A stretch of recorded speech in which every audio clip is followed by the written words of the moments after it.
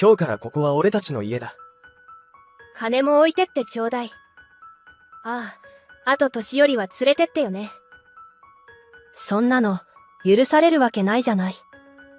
もう名義も俺になってるんだよ。そんな。私と親は兄夫婦に家を追い出されてしまった。これから一体どうすればいいのだろうか。私が思い悩んでいると、両親はニヤニヤ笑っていた。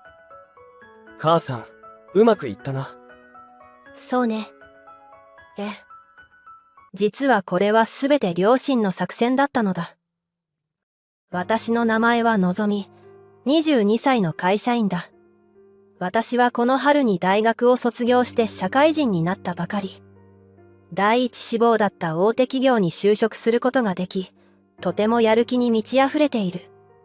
毎日先輩や上司からいろんな仕事を教えてもらい、同期たちと励まし合いながら一生懸命働いて、充実した日々を過ごしている。おかえり、のぞみ。お仕事どうだった？今日は本当に疲れたよ。頭がパンクしそうだった。やっぱり大手だから、仕事の内容も難しいものが多いのね。美味しいもの食べて力つけなさいね。今日の晩ご飯何？唐揚げよ。わーい。やった。もう元気になった。単純な子ね。もうすぐできるから着替えてきなさい。はーい。私は社会人になってからも実家で暮らしている。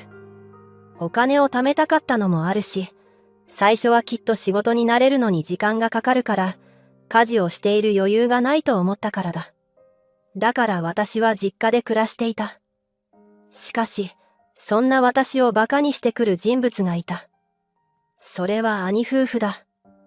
私はもともと兄の正人とはあまり仲が良くなかった。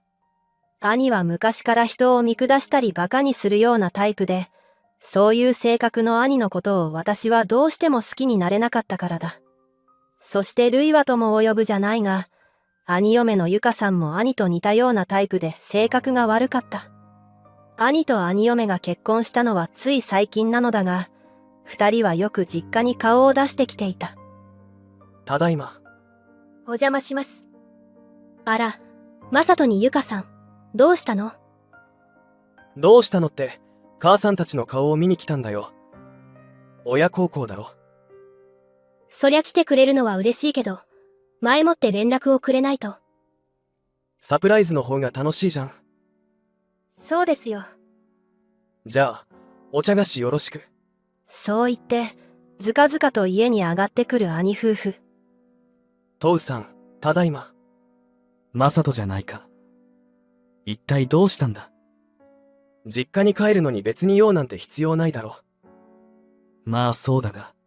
最初は親も兄夫婦のことを受け入れていた。親からしたら兄も大切な子だ。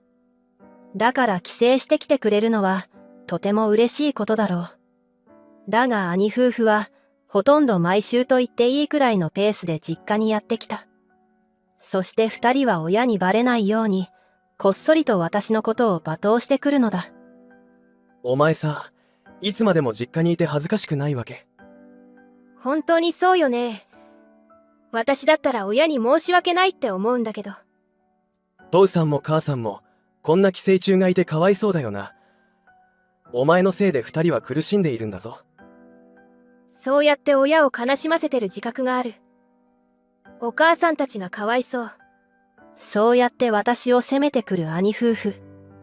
私の親は別に私がいることで迷惑がっている様子はない。それに実家住まいだとしても、私はちゃんと毎月5万円を家に入れている。しかも親は別にいらないと言っているのだが、私がけじめとして入れているのだ。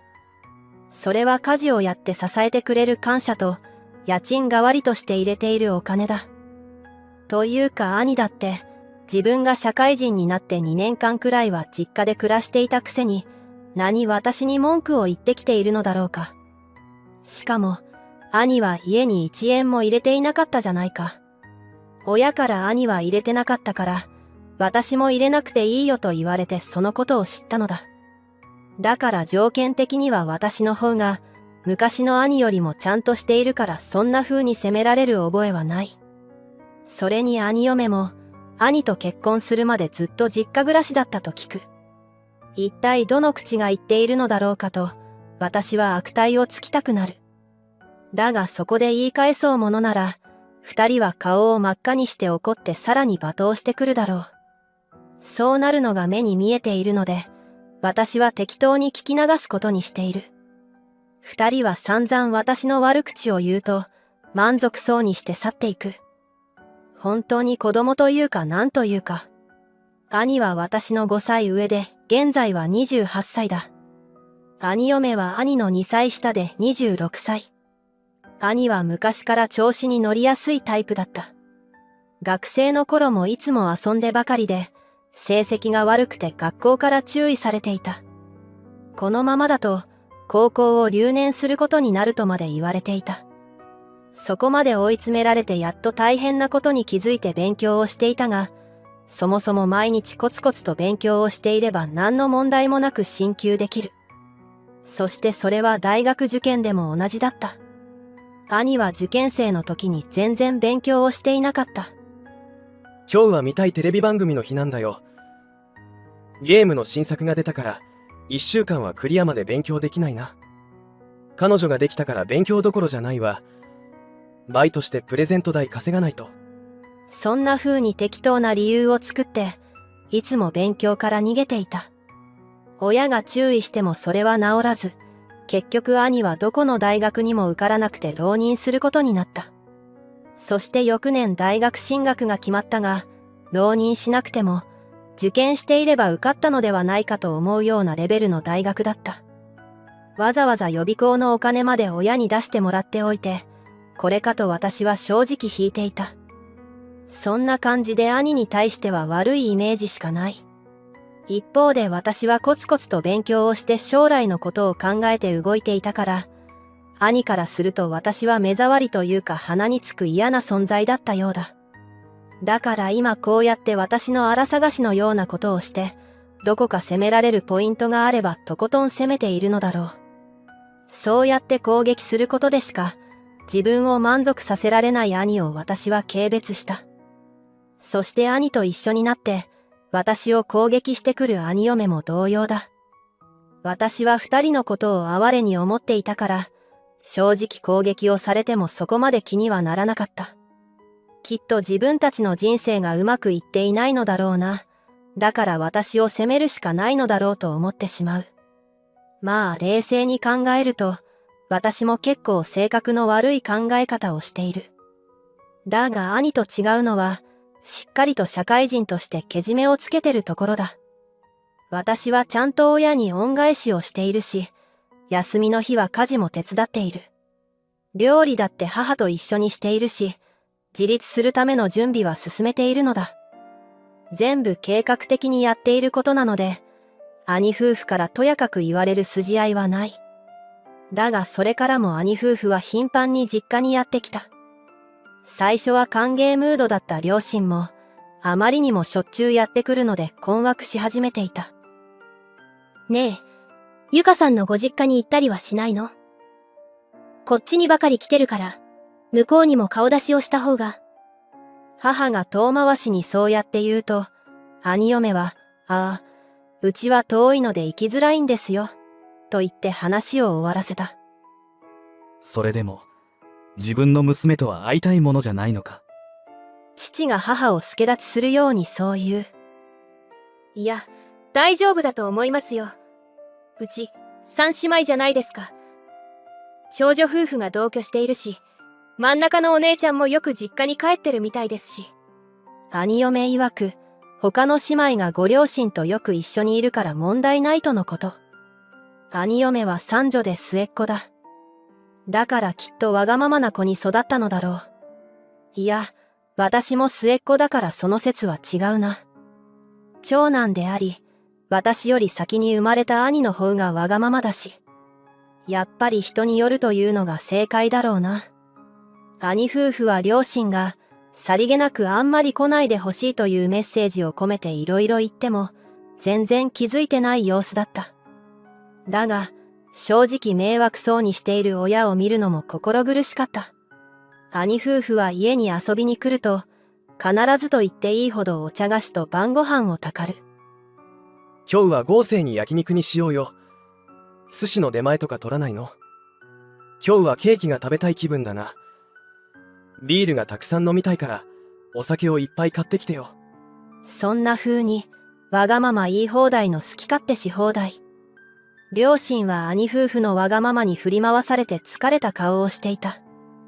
だが可愛い息子とその嫁だし、心優しい両親はそんな二人を邪険に扱うことができない様子だった。そんな状況をもう見てられないと思った私は、兄夫婦が次に来た時に苦言を呈した。お兄ちゃんたちさ、そうやって何度も家にやってきてご飯とかいろいろたかって恥ずかしくないの？結婚しているのに、いつまでも寄生虫みたいなことをして情けないよ。お母さんたちが困ってるのわからないの？私がそう言うと、兄夫婦は顔を真っ赤にさせて怒った。はあ、お前にだけは言われたくねえよ。そうよ。あんたこそ実家にいて寄生虫状態でいるじゃないのよ。自分のことを棚にあげて、私たちを責めないでちょうだい。この子供部屋おばさんが。そう言って私を罵ってきた兄夫婦。私が挑発したことで、兄夫婦は両親の前でそうやって声を荒げた。こらこら、マサトやめないか。ゆかさんもなんてこと言うのよ。両親は兄夫婦が私をそうやって罵倒してくるのを初めて見たので驚いていた。だって、こいつが俺たちを挑発してくるから。そうですよ。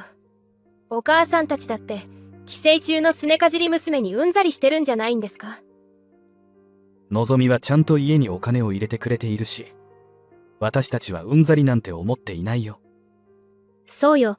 ちゃんと家事だってしてくれるし、料理も手伝ってくれて助かってるんだから。親が私の味方をしたので、兄夫婦は少しつまらなそうな顔をした。今日のところはもう帰りなさい。このまま一緒にいたら、また喧嘩になりかねないからな。なんだよ、せっかく車で来たっていうのに。のぞみさんのせいで休みが台無しだわ。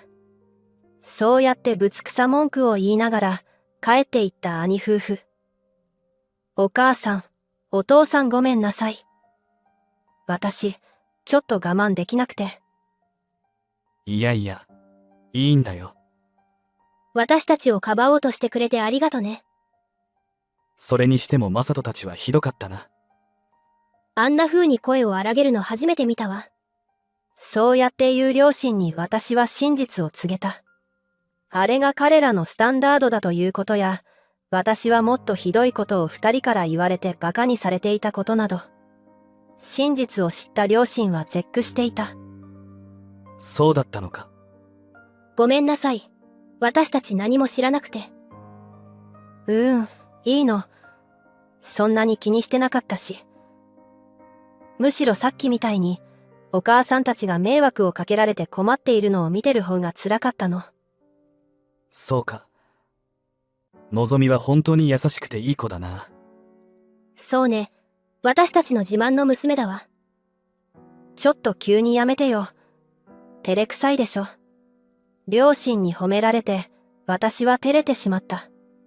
本当に優しいいい両親だ。だからこそ、そんな親を困らせる兄夫婦のことが許せなかった。今回のことで実家に来る頻度が減ってくれればいいのだが、それからしばらくは兄夫婦は顔を出してこなかった。きっと相当に私のことが嫌なのだろう。だがそれは嵐の前の静けさのようなものだった。というのも兄夫婦は私との喧嘩から2ヶ月ほどが経った頃に、まさかの行動に出たのだ。ある日の休日、いきなり引っ越し業者のトラックがやってきた。そして玄関が開くと、兄夫婦がニヤニヤしながら入ってきたのだ。ちょっとお兄ちゃんたち、何しに来たの？邪魔だ、どけ。兄は私のことなど見ようともせずにそう言った。そして引っ越し業者の人を中に入れて指示を出し始めた。一体何をしているのだろうか。私は訳がわからず困ってしまった。おい、トウさん。荷物はまとめてるか？ああ、まとめてるよ。私は父がそうやって返事をしてびっくりした。引っ越し業者が両親の荷物を運んでいく。そして兄夫婦は私の荷物を運ぶように指示を出した。ちょっと待ってよ。一体どういうこと？私は慌てて引っ越し業者を止めた。彼らは困った顔で兄のことを見ている。のぞみ、邪魔だ。お前はトウさんたちと一緒にこの家を出ていくんだよ。どういうこと？私が兄に詰め寄ると、兄嫁が業者に指示を出して私の荷物を運ばせ始めてしまった。そして兄は私にこう言った。今日からここは俺たちの家だ。だから、俺とユカがこの家をもらったんだよ。何を言ってるの？そもそもこんな大きい家を、お前と年老いた母さんたちが暮らすのはもったいないだろ。金も置いてってちょうだい。あと年寄りは連れてってよね。そうやって好き勝手言い始める兄夫婦。そんなの許されるわけないじゃない。お父さんの家なんだよ。お兄ちゃんたち、こんなことして本当に最低よ。うるせえな。お前は知らないだろうがな。もう名義も俺になってるんだよ。そんな。この広い豪邸が私たちの家になるなんて最高だわ。たくさん友人たちを呼んでパーティーをしようぜ。おい、お前、早く出て行けよ。トウさんたちはもう車に乗ったぞ。そう言って私の荷物を外に放り投げる兄。私と親は兄夫婦に家を追い出されてしまった。仕方なく父の車に乗り込む私。これから一体どうすればいいのだろうか。私が思い悩んでいると、両親はニヤニヤ笑っていた。母さん、うまくいったな。そうね。お父さんたち、一体どういうこと？実はこれはすべて両親の作戦だったのだ。さあ、まずは引っ越しを完了させよう。父は楽しそうにそう言った。引っ越し先に向かうと、そこにはとても大きな家があった。こんな豪邸どうしたの？ここは父さんが買った家だ。ここが。そこは前の家よりもさらに大きな豪邸だった。一体どうしてこんな豪華な家を？そもそも前の家は私の父さんの、つまりのぞみのおじいちゃんから相続した家だ。だから、私は一切購入に関わっていないんだ。その代わり私はずっとお金を貯めていた。まあ、それは母さんとのぞみとマサトに残すためだったんだが、今回のことでマサトには1円も残したくなくなった。だからこの家を一括で買い、私が亡くなったら母さんとのぞみが相続できるようにしたんだ。そうだったんだ。でも、お兄ちゃんはあの前の家を手に入れちゃったよね。それなら心配するな。あの家はな、実はかなりガタが来ていたんだ。大幅な修繕、いやフルリフォームか建て直しをしないといけないくらい、内部がボロボロだったんだ。そうなの？住んでても全然わかんなかった。意外と表面上は丈夫に見えても、内部がダメなことはあるさ。いろいろ調べてもらったら分かって、リフォームをするか家を建て直すか悩んでいたんだ。そしたらマサトが同居をしたいとか、家を譲ってくれとしつこく連絡をしてくるようになって、それにのぞみに対してひどいことを言っているのも分かって、今回の作戦を考えたんだ。今はまだ問題ないだろうが、近いうちにあの家は大変なことになるぞ。そうやって笑う父。なるほど、これはとてもいい仕返しだ。私はウキウキしながら、新しい豪邸で荷ほどきをした。新居はとても綺麗でかっこよくておしゃれで、広くて最高以外の言葉が出てこなかった。そしてとても幸せな日々を過ごしていた。そんな中、引っ越しをして半年ほどが経った頃、父のもとに兄から電話がかかってきた。父は来た来たと言いながらスピーカーにして電話に出た。トウさん。どういうことだよ。どうしたんだ？いきなり雨漏りがしたんだよ。しかも寝室がそうなって、ベッドがビチャビチャだよ。おう、それは大変だな。笑い事じゃないだろ。なんで事前に修繕しておいてくれないんだよ。そんなの私の責任じゃないだろう。私や母さんとのぞみが暮らし続けるなら修繕はするが、お前たちは私たちを追い出して自分たちだけで暮らすことを無理やり決めたんだから、自己責任だぞ。あと、その家はお前のおじいちゃんが若い頃に買った家だから相当古い。もし大きな地震とか台風とか来たら、家がどうなるかはわからないかもな。そんなの聞いてないぞ。まあ、あえて教えなかったからな。ふざけんな。最初から俺たちを騙すつもりだったんだな。実の息子にそんなことして、両親が痛まないのか。いい加減にしろ。今まで小じのようなことをし続けて私たちに寄生してきたくせに、感謝もせずに私たちを追い出し、望みを罵倒して嫌な思いをさせたのはどこのどいつだ。親だって人間なんだ。許せないことはある。いつまでも迷惑ばかりかけられたら、縁を切りたくなるだろう。縁を切る。ああ、もう私たちはお前と家族としての縁を切った。だからもう電話をしてこないでくれ。そんな。兄の声は相当動揺していた。後ろの方で兄嫁が発狂している声が聞こえる。じゃああとは自分たちで頑張れよ。そう言って父は電話を切った。私が着信拒否の設定をしてあげて、これで完全に兄夫婦と関わらなくて済むようになった。ちなみにご近所さんから教えてもらったが、兄夫婦はすぐに家を出て行ったらしい。家を売却しようとしたが価値がつかず、固定資産税だけがかかるので0円で売ったそうだ。話によると、豪邸が手に入ったと自慢して兄は友人たちを呼ぼうとしていたそうだが、雨漏りでひどくなっている状態となり家に呼べず、結局アパートに引っ越すことになり、その後友人たちから豪邸になんて住んでないじゃないかと、嘘つき呼ばわりされて縁を切られたそうだ。また兄嫁は、広い家が手に入ったからと仕事を辞めてしまったらしく、現在は慌ててバイトを始めたらしい。だが贅沢をする癖がやめられず、稼いだバイト代をすべてブランド品の購入に使ってしまっているそうだ。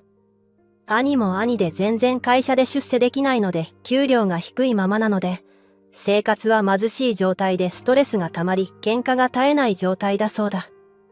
ご近所さんから苦情が来ていて、アパートも追い出されそうなんだとか。そういった説明とともに、父に助けを求めるメールが来ているそうなのだが、私たちは無視を貫いている。そして親子3人仲良く新居での生活を楽しんでいる。私はこのまま仕事に打ち込みながら、親孝行を少しずつできたらいいなと思っている。お母さん、マサトさんのおじいさんの土地を相続したそうですね。ええ、そうだけど、それがどうかしたの？そこに2世帯住宅を建てたいと思いまして。2世帯住宅。はい、そうすれば私もマサトさんも幸せに暮らせると思いまして。それで、またもう一つお願いなのですが、家を建てるにあたり600万ほど援助してもらいたいんです。私の名前はのぞみ。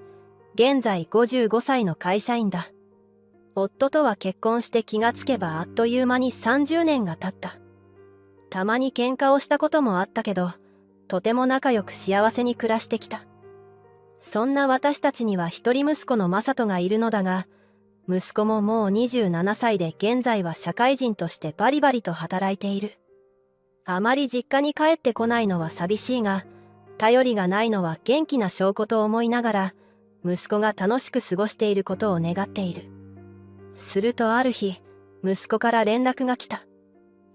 母さん、俺、今度結婚することになったから。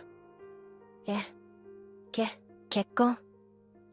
そういうわけで、婚約者を連れて今度の休みの日にそっち行くから。父さんにもよろしく言っておいて。わかったわ。結婚おめでとう。息子はまるでただの帰省の報告のように結婚の報告をしてきた。私はとてもびっくりしたが、同時にとても嬉しかった。夫にこのことを話すと同じように喜んでいた。おう、あいつもついに結婚するのか。これはめでたいな。今日はお祝いに少し高いお酒でも飲みましょうか。いいね。夫と私は二人でささやかにお祝いをした。もう自立して離れて暮らしている息子だが、やっと手が離れた気がした。それから1週間後、息子は婚約者のゆかさんを連れてきた。はじめまして、ゆかと申します。ゆかさんはとても綺麗な人で、丁寧な言葉遣いをするので常識のあるいい子だと思った。夫も同じように感じたようで、私たちは息子の結婚に何にも問題はないと感じた。それから両家の顔合わせをしたが、相手方のご両親も終始笑顔でいい人だと思った。そしてあっという間に時は流れ、今日は息子の結婚式だ。ゆかさんも息子も一段と輝いていて、式はとてもいい式だった。これから二人の夫婦としての生活が始まるのかと思うと私も嬉しくなった。こうして息子たちの新たな門出を祝った後、私と夫はいつもの日常に戻った。いつものように仕事に打ち込み、夫と休みを合わせて旅行に行ったりドライブに行ったり。だけど息子の結婚式を見てからは、私たちも新婚の時のような気分をちょっとだけ思い出し、なんだかふわふわした感じだ。やはり幸せなオーラを感じると、こちらまで幸せを感じられるのだろう。これから盆や正月の時には、息子夫婦はこっちに来てくれるのかなと私は思っていた。だから新婚夫婦の幸せな感じを、またお裾分けしてもらえるかなと期待していたのだ。しかしお盆が近づいてきたので、息子に連絡してみると、いや今年はゆかの実家に顔を出すから、母さんたちのところに行く余裕はなさそうだわ、と言われてしまった。少し寂しかったが仕方ない。相手のご両親を大切にするのはとても大事なことだ。私の夫も私の両親のことを大事にしてくれて、よく一緒に会いに行ってくれている。息子にだって仕事の都合とかいろいろとあるだろうし、無理をしてこっちに来させるわけにもいかない。また暇な時にでも来てくれればいい。そう思いながら私は自分を納得させていた。だがそれからしばらく経っても息子夫婦は私たちの家には来てくれなかった。たまに元気にしてると LINE をしても、うんというそっけない返事しか来ない。迷惑かなと思いつつも、来れる時はいつでもゆかさんを連れていらっしゃいねとメッセージを送るが、わかったという返事だけで終わってしまう。まあ新婚だし二人だけの時間を思う存分に楽しんでほしいとは思うが、それでも一回くらいは顔を見せに来てほしかった。そうしてあっという間に時は過ぎて正月がやってきた。だが息子はゆかの実家に行くから帰省はしないわと連絡をしてきた。私は少しくらい顔を見せに来ることはできないの？新年の挨拶くらいしたいんだけどと返すが、ちょっとスケジュール的に難しいわと言ってきたので、来るつもりはないようだ。息子がまだ独身の時は年越しは実家で過ごしていたので、いきなりそれがなくなって、なんだかとても寂しい気持ちになった。それにゆかさんも全く顔を見せに来ないのも寂しい。別に嫁いびりをしようだなんて思わないが、こちらに寄りつこうとして来ないのはなんでなのかと思ってしまう。息子夫婦は結婚してから一度も私たちに会いに来ていない。およそ1年前に結婚式で会ってから一度も息子夫婦の顔を見ていないのだ。それに対してお盆や正月にはゆかさんの実家には行っているので、なんだか少し嫉妬に近い感情を抱いてしまう。向こうの親ばかりを大事にして、私たちは二の次かと。夫も同じように寂しそうにはしていたが、男の子っていうのを嫌に縛られたくないもんだからしょうがないさ、と言っていた。マサトが来ないなら、俺たちはのぞみのお父さんに会いに行こうよ。夫は代わりに私の父のもとに行こうと提案してくれた。そうやって優しい配慮をしてくれる夫が大好きだ。私たちは車を走らせて正月に私の父のもとに行った。母はすでに2年ほど前に他界しており、父は現在一人で暮らしている。母が亡くなったタイミングで同居を提案したこともあったのだが、父は気は使わないでいい、まだまだ元気だからと言ってそれを断った。それからは私は月に1回ほど父の様子を見に行っていて、夫も休みが合う時は一緒に来てくれている。父は同居は断っているものの、なんだかんだで私たちが来ることは嬉しいみたいで、正月に行った時はとても喜んでいた。3人でたくさんお酒を飲んで、おせちを食べながらゆったりとした時間を過ごした。今度は息子夫婦も連れてきたいななんて言いながら、私と夫は父の家に泊まって正月を終えた。だがまさかこれが最後の父との宴会になるとは思わなかった。正月から2ヶ月ほどが経った頃、私は仕事中にいきなり病院から父が倒れて病院に運ばれたと電話が来た。スーパーで買い物をしている最中だったそうだ。私はそれが家の中で一人でいる時じゃなくてよかったと思った。もし誰にも発見されずに倒れたまま放置されていたらと思うとゾッとする。私は仕事を早退して急いで病院へ。夫に連絡すると、夫もすぐに駆けつけてくれた。父は脳梗塞で倒れたらしい。しばらくは入院が必要だそうだ。やっぱりいくら元気だと言っても、もう高齢なのだから何が起きるかわからない。私は父が入院することになったことを息子にも報告した。少しでも時間があったら見舞いに行ってあげて。だが息子は分かったとだけ返事をして、父を心配する言葉などは一切言っていなかった。そしてそれから2ヶ月ほどが経ち、父は病状が悪化して亡くなってしまった。大好きだった父が亡くなり、私はとても悲しかった。病院で父の最後に立ち会えたことは不幸中の幸いだったかもしれない。最後にちゃんとお別れと感謝の言葉を言えることができたからだ。父の葬儀の準備は夫の手伝いもあり、スムーズに進んだ。息子夫婦と嫁のご両親とも葬儀の場で久しぶりに再会した。結婚式から会わないまま、1年以上が経ち、まさか次に会ったのが父の葬儀だとは思いもしなかった。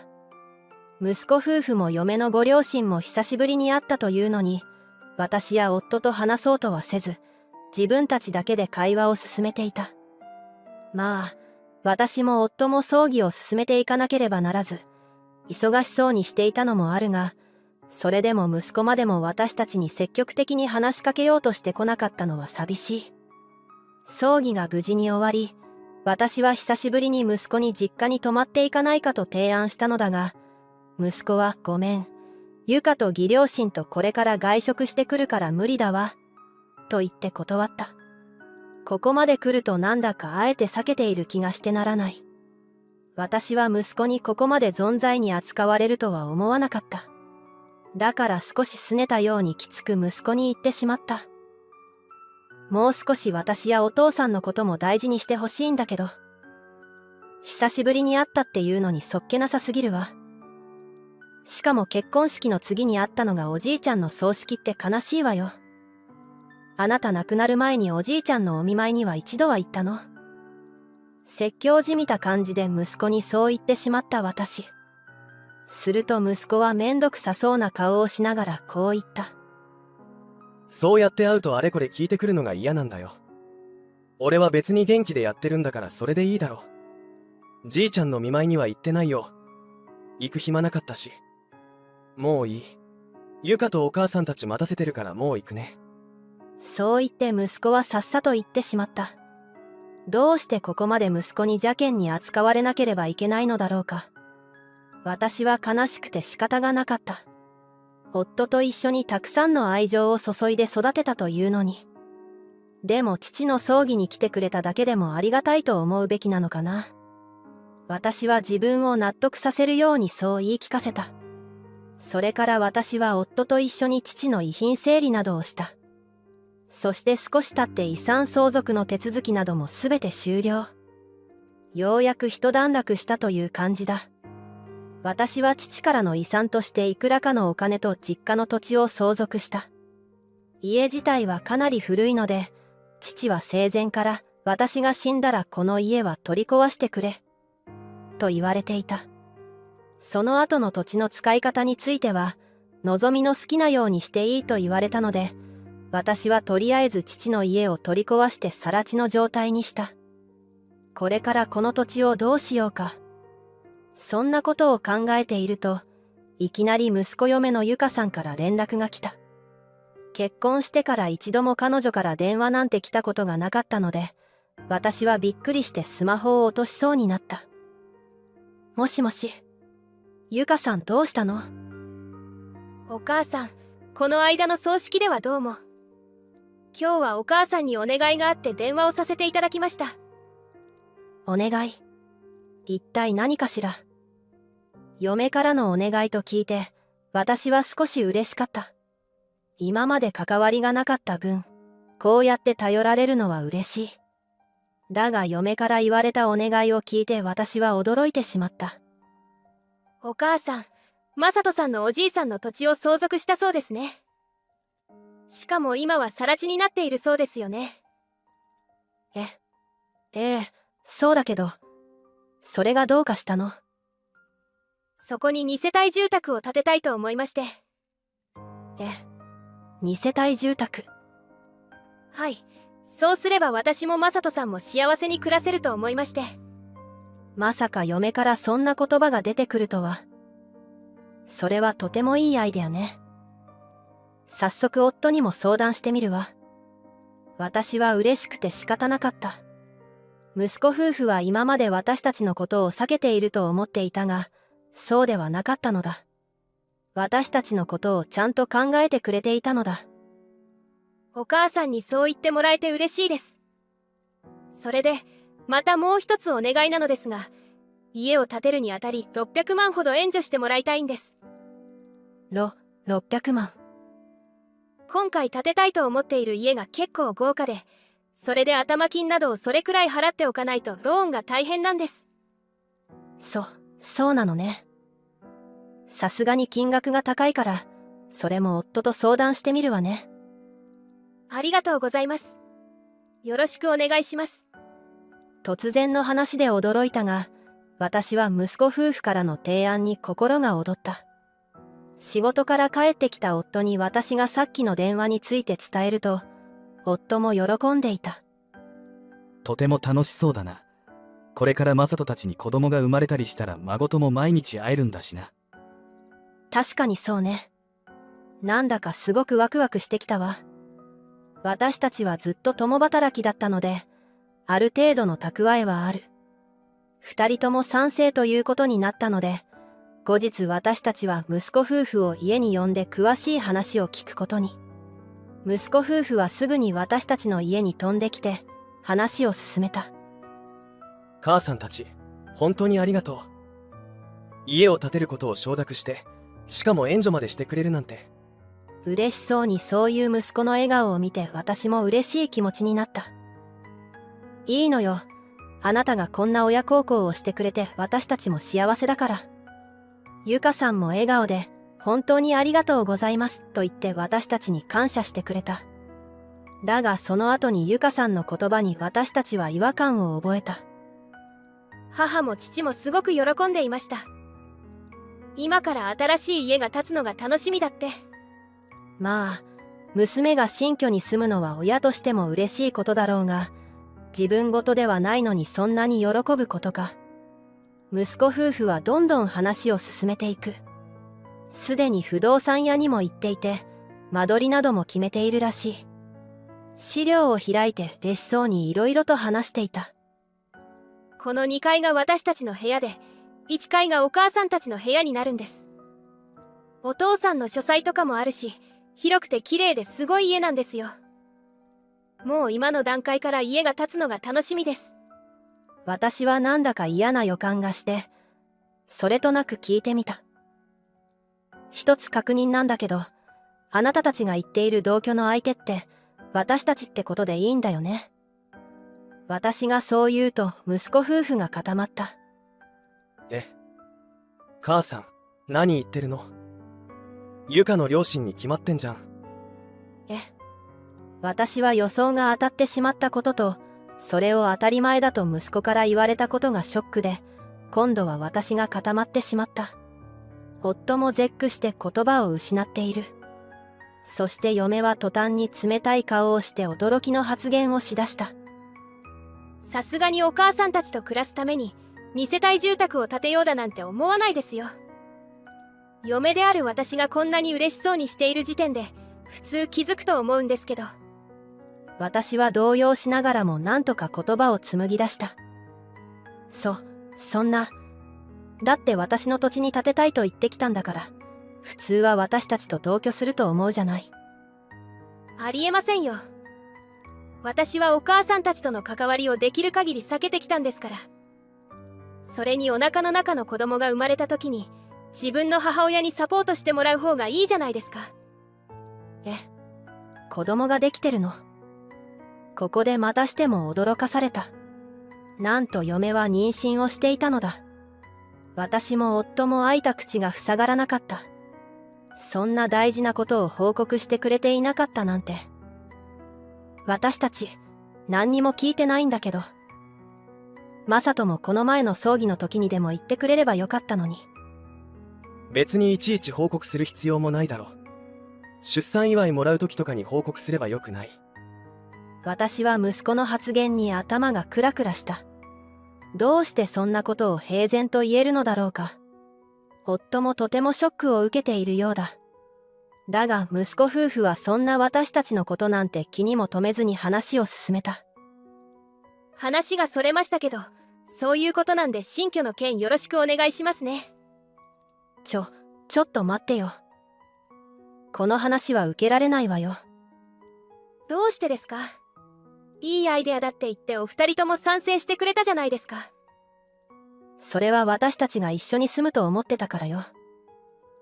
自分たちが住まないのに、私が相続した土地に家を建てさせてあげて、さらには600万を援助するなんてできないわ。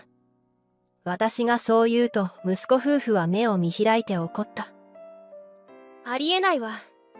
なんて非常識な人たちなの。私たちをぬか喜びさせて地獄に落とそうとしてたのね。ひどい性格をしているわ。そんな意地悪をしてくるなんて。母さん、一度 OK をしておいてそれはないだろう。ゆかもゆかのご両親もとても喜んでいるんだ。今さら白紙に戻すなんてことしないでくれよ。これ以上俺の大事な嫁と家族を傷つけるって言うなら、俺は母さんたちと縁を切るからな。自分たちがそれだけひどいことをしようとしていることを自覚してくれよ。だいたいあれだけ広い土地を母さんがうまく使えるわけないだろ。だから俺たちの家を建てるのが一番なんだ。ここにはもう契約書とかいろいろな手続きのための書類が揃っているから、この通り進めてくれよ。もし進めなかったら本当に縁を切るからな。そう言って息子夫婦は去っていった。私も夫も自分の息子がこんな風になってしまったことがショックで仕方がなかった。そして同時にもうこの嫁の悪い性格に感化されて染まってしまったのだと諦めることにした。また嫁や嫁の両親に対してどうしようもない怒りが湧き上がった。あいつらは私たちのことを一体何だと思っているのか。一切関わろうとしなかったくせに、自分たちの都合のいい時だけ利用しようとしやがって。私の父の葬儀の時なんて、嫁も嫁の親も私と夫には話しかけもしなかった。そんな奴らのために、どうして私が父の土地を貸してやって、さらに援助までしなければいけないのか。私はテーブルに息子夫婦が置いていった資料や書類を見ながらあることを思いついた。このままあいつらの好きなようにさせてたまるか。それから少し経って、息子から連絡があった。ちゃんと家を建てる計画は進んでる。まさか手続きをしていないなんてことないよね。ちゃんと進めているわよ。今はもう着工まで入ってるから。私はそう言って工事が進んでいる様子を写真に撮って送った。おう、ちゃんと立ててくれてるんだね。ありがとう母さん。やっぱり話のわかる人たちが親でよかったよ。じゃあそのままよろしくね。息子は完全に自分たちの家が完成すると勘違いしているようだ。そしてそれから数ヶ月後、私が相続した父の土地にある建物が建った。無事に完成したことを報告すると、息子夫婦と嫁の両親は飛んできた。だが彼らは完成された建物を見て絶句した。ちょっと待ってよ。これは一体どういうこと？なんで私たちの家が建つはずの場所にコンビニが建ってるのよ。そう、私が建てたのは息子夫婦の2世帯住宅ではなくて、コンビニだ。土地と店舗を両方貸すという方式で、新たに収入を得ようと考えたのだ。幸い私と夫は共働きでどちらも役職に就いていたため、審査などはすんなりと通り、建設はサクサクと進んだ。今日はコンビニのオープン日というわけだ。母さん、これはどういうことだよ。あら、私が相続した土地をどう使おうと私には関係ないわよね。ふざけんなよ。こんなことして許されると思ってるのか。あんたたちとは縁を切るからな。もう一生会わないぞ。ええ、いいわよ。え。私もお父さんも、あんたみたいな恩知らずの息子はもう息子じゃないと思っているわ。こっちから縁を切らせてもらうわ。そんな。ちょっとマサト、どうするのよ。私たち、住んでいるマンションを解約しちゃったじゃない。いや、そんなこと言われても新居がないんだし。マサト君、私たちの新居はどうなるんだ？またあの古くてボロくなってきた家に、これからも住まなきゃいけないなんて嫌よ。息子は嫁と嫁の両親に責められてタジタジになっていた。そして嫁はというと、怒りの矛先を私たちに向けてきた。舐めた真似して許さないわ。これってあんたたちの車よね。葬儀の時に見かけた車種と一緒だもの。あんたたちの車なんてこうしてやる。そう言って嫁は近くにあった石を思いっきり車の窓にぶつけ出した。そしてさらにはガンガンと蹴り出した。窓はひびが割れて、車体はへこんでいる。あなた、何やってるの？今すぐやめなさいよ。私をはめたあんたたちが悪いのよ。私と夫が止めても、それを振り切って車を蹴り続ける嫁。するとパトカーがやってきて、警察が嫁を取り押さえた。